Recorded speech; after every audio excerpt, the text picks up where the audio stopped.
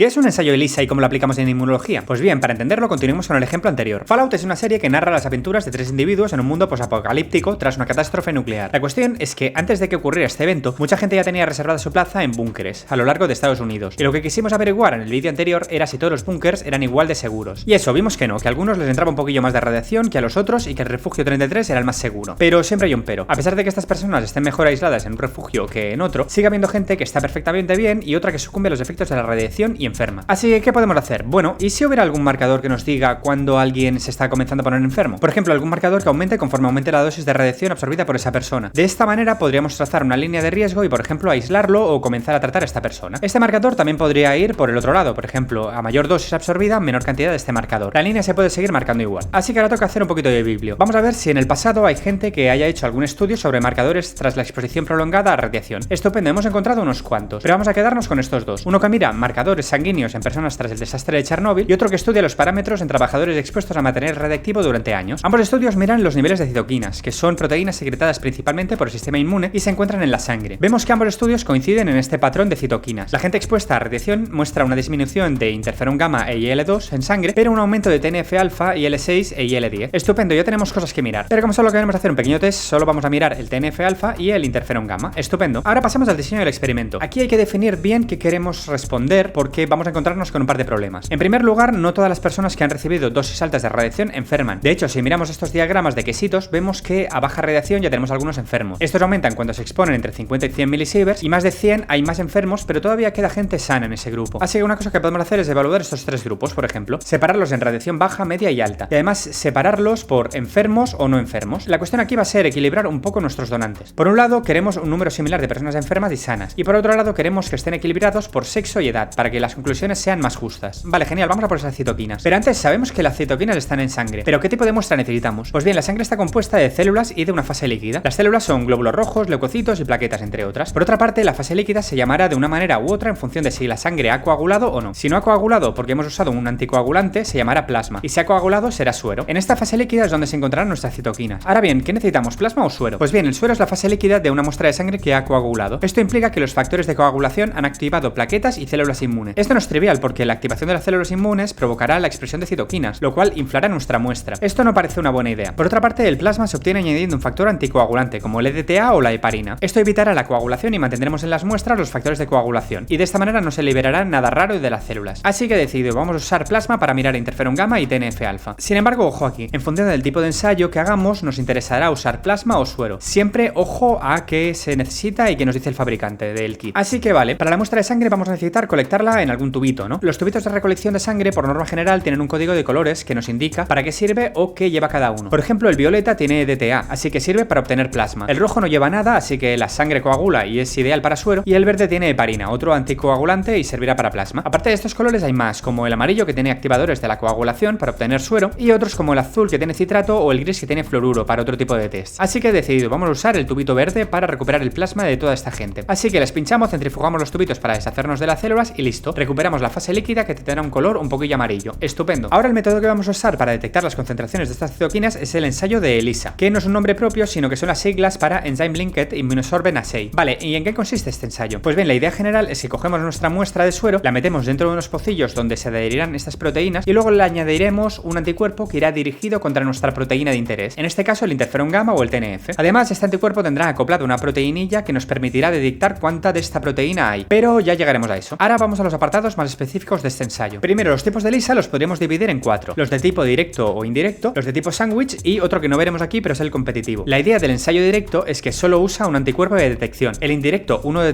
detección amplificado por anticuerpos contra el anticuerpo de detección, y en cuanto al sándwich, este tiene uno de captura y otro de detección. Ahora miraremos esto un poquillo más a fondo. Lo siguiente es el tipo de bloqueo que vamos a usar para la ELISA. La cosa es que esta técnica usa placas que enganchan todas las proteínas, así que tenemos que minimizar de alguna manera que se enganchen cosas que no queremos. El bloqueo se puede hacer con otras proteínas como la BSA, la leche en polvo o caseína. Finalmente, lo último que veremos son los métodos de detección para ver cuánta proteína hay en el pocillo. Hay diferentes métodos basados en colorimetría, fluorescencia o quimioluminiscencia. De momento, entremos en los tipos de ELISA. El ensayo directo es el que hemos visto antes. Primero añadimos nuestra proteína o el suero en la placa. Ahí las proteínas se engancharán a la superficie. Después añadiremos nuestro anticuerpo anti esa proteína específica y mediremos cuánta hay. En el caso del indirecto, el anticuerpo de detección será detectado por un anticuerpo anti-anticuerpo de detección, lo que hará que se amplifique la señal. Es decir, decir, antes teníamos un anticuerpo que daba una señal para la proteína y ahora tenemos varios para una misma proteína. En cuanto al ensayo sándwich, este es parecido al directo, pero tiene una particularidad, y es que no comenzamos añadiendo la proteína, sino que comenzamos añadiendo un anticuerpo de captura. Este anticuerpo tendrá afinidad por nuestra proteína de interés. Después añadiremos nuestro suero y la proteína se enganchará al anticuerpo de captura. Y después lo mismo, añadimos nuestro anticuerpo de detección y medimos cuánta proteína hay. La idea es así de tonta, anticuerpo, proteína, anticuerpo, como en un sándwich de pan, jamón, pan. Este ensayo tiene una ventaja respecto al directo y indirecto, y es que es más específico porque usa dos anticuerpos. Por otra parte, esta también es la razón por la que es más caro. Venga, siguiente cosa, ¿qué pasa con el bloqueo? Pues bien, para entenderlo, miremos un poco el material de la placa. Estas placas están hechas de poliestireno y a menudo están tratadas para aumentar su afinidad por las proteínas. Las proteínas se quedarán enganchadas a la superficie plana por interacciones hidrofóbicas, electrostáticas o de Van der Waals. No ahondaremos en esto, era solo para mencionar el detalle. Vale, pues ya sabemos por qué las proteínas se enganchan a la placa. Ahora, ¿por qué tenemos que bloquear? Pues bien, imaginemos un ensayo tipo sándwich. Aquí hemos añadido nuestro primer anticuerpo de captura y acto seguido, sin bloquear, le echamos el suero. ¿Qué pasará? Pues bien, que la proteína de interés no solo irá hacia el anticuerpo, sino que también se enganchará en la superficie. Y después, cuando añadamos nuestros anticuerpos de detección, no solo irán a la proteína del sándwich, sino también a las de la placa, y algunos también se quedarán pegados a la placa sin llegar a encontrar la proteína. Esto es un follón y nos va a dar un montón de señal que es prácticamente todo ruido. Esto está para tirar a la basura. Así que, ¿qué pasa cuando bloqueamos? Pues bien, tras añadir el anticuerpo de captura, hemos de bloquear usando, por ejemplo, BSA. Esto saturará la superficie de proteínas y cuando añadamos la nuestra, irá directamente al anticuerpo. No encontrará hueco en la superficie de la placa y cuando hagamos nuestros lavados, nos podremos deshacer de todo lo que nos haya enganchado a los anticuerpos. Y lo mismo para el anticuerpo de captura. Este irá hacia la proteína de interés y no podrá quedarse pegado a la placa. Estupendo. Un detalle que merece la pena mencionar es que lo que queremos detectar es posible que funcione mejor con diferentes tipos de bloqueo. Por ejemplo, una proteína que funcione mejor si bloqueamos con leche en lugar de con BSA o con caseína. A veces encontramos interacciones raras, hay que leerse los protocolos y optimizar si hace falta. Siguiente, métodos de detección. La idea es la siguiente, nuestros anticuerpos de detección tienen acopladas una proteína que hará algo que producirá una señal que podremos medir. Empecemos por el algo de los métodos colorimétricos. En este método el anticuerpo tiene acoplada una proteína como la HRP, que es una peroxidasa de rábano, o una fosfatasa alcalina. Ambos enzimas usarán un sustrato para producir color, y ese color es lo que mediremos. Vamos a verlo con un ejemplo. Pensemos en nuestro ELISA de sándwich con un anticuerpo de detección que tiene acoplada una HRP, la peroxidasa de rábano, vamos. A esto le añadiremos un sustrato llamado TMB. La cosa es que la peroxidasa transformará el TMB en un compuesto de coloración azul, así que cuanta más proteína, más azul habrá. La cosa es que esta reacción la tendremos que parar en algún momento o todos los pocillos tendrán el mismo tono, ¿no? Así que tras 15 o 20 minutos de reacción añadiremos una solución stop, que es básicamente ácido sulfúrico diluido, y esto lo que hará será, por un lado, parar la reacción del enzima del HRP y por otro lado, cambiar la coloración azul a amarillo. Así que si miramos nuestra placa, pocillo muy amarillo tendrá mucha proteína y si no hay color, entonces no hay proteína. La placa la leeremos en un lector de placas. Y lo siguiente puede variar, pero por norma general lo que haremos será medir el color a una longitud de onda de 450 nanómetros. Y le sustraeremos el background de 620 a 650 nanómetros. No entraremos en esto, pero ojo con estos números cuando se hace el programa de la lectura de placas. Hay que leerse bien el protocolo. Siguiente método es la quimioluminescencia. Este método también usa la enzima HRP. Lo que aquí no miraremos el color, sino la luz emitida derivada de la oxidación del sustrato luminol. La idea es esta, añadimos luminol y el HRP lo oxida. Esta reacción emite luz y esta la podremos capturar con un detector. Aquí hay un detalle importante. La cosa es que vamos a medir cuánta luz se emite en un lapso de tiempo. Si hay mucha luz durante ese tiempo, habrá mucha proteína, y si no, habrá poca. La cosa es que, al igual, si medimos durante una micra de segundo, no veremos diferencia, pero si medimos durante un segundo o más, sí. Así que hay que elegir durante cuánto tiempo queremos medir cada pocillo. La optimización de este protocolo puede ser un coñazo. Finalmente, el último método del que hablaremos será el método fluorescente. Este tiene una ventaja, que es que podemos añadir diferentes anticuerpos de detección a la vez si tienen fluoróforos diferentes. Por ejemplo, uno que sea de fluorescencia roja y otro de fluorescencia verde. De esta manera podremos detectar dos proteínas al mismo tiempo en el mismo pocillo. Estupendo. Vale, ya lo tenemos todo listo para cuantificar el interferón gamma y el TNF. Una cosa que es importante mencionar es que estos métodos de ELISA permiten hacer una cuantificación absoluta, es decir, sacar el número real de concentración en sangre que hay siempre que usemos un estándar. El estándar es la proteína que queremos medir purificada y con una concentración conocida. Suele venir ya con el kit comercial y ya suele describirse bien qué concentraciones debemos usar para nuestro ensayo. La cosa es que cuando preparamos nuestra placa de ELISA tenemos que reservar normalmente 24 pocillos para este estándar. Mediremos 8 concentraciones por triplicado. Se hace así por triplicado porque la ELISA tiene muchas etapas de lavado y pipeteo y esto puede provocar variabilidad de cantidad de proteína entre pocillos. El triplicado también se aplica a nuestras muestras, no solo al estándar,